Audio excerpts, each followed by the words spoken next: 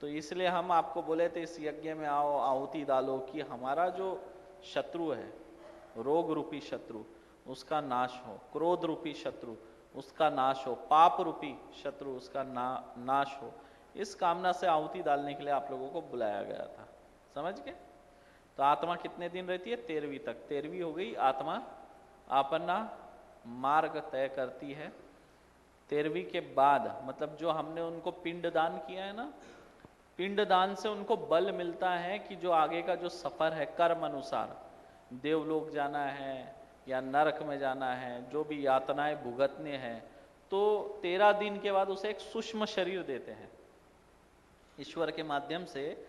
13 दिन के बाद उसे एक सूक्ष्म शरीर मिलता है, और वो सूक्ष्म शरीर के साथ जो है आत्मा आगे बढ़ती है। इसलिए पिंडदान किया जाता है ताकि वो जो मार्ग है उसका उस लोक तक जाने का, उसके लिए उसके सूक्ष्म शरीर को बल प्राप्त हो और वो आसानी से वो मार्ग को जो है पार कर सके।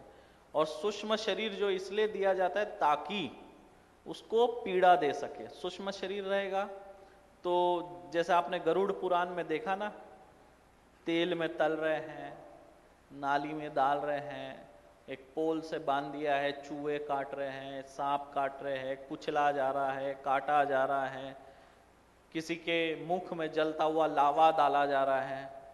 तो ये आत्मा के साथ नहीं होता। आत्मा को कष्ट भोगने के लिए सूक्ष्म शरीर दिया जाता है। जैसा ये शरीर है ऐसा एक सूक्ष्म शरीर बोलते हैं, वो दिया जाता है। जब सूक्ष्म शरीर आत्मा धारण करती है तो वो कष्ट भोगती है वहां, तो इसलिए सूक्ष्म शरीर देकर उसको कष्ट दिया जाता है। और उस सूक्ष्म शरीर में बल रहे, जो यात्रा वो कर रही है उस यात्रा तक वो पहुंचे, उसके लिए पिंडदान किया जाता है, समझ गए।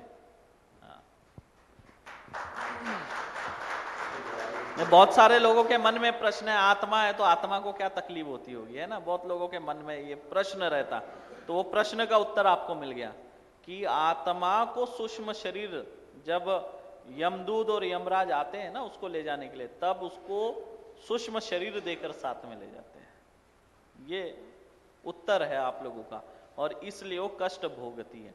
गरुड़ पुराण पढ़ना, आपको पता चल जाएगा। अगर गरुड़ पुराण पढ़ोगे ना, रोज अगर आप गरुड़ पुराण पढ़ोगे तो पाप आप नहीं करोगे, ये मैं गारंटी देता हूं।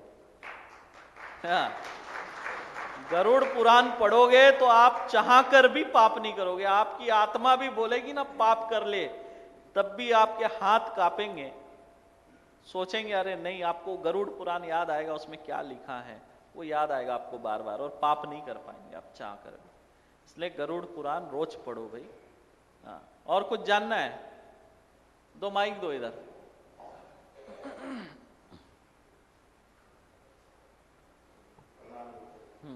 माइक पास रख के बोलेंगे।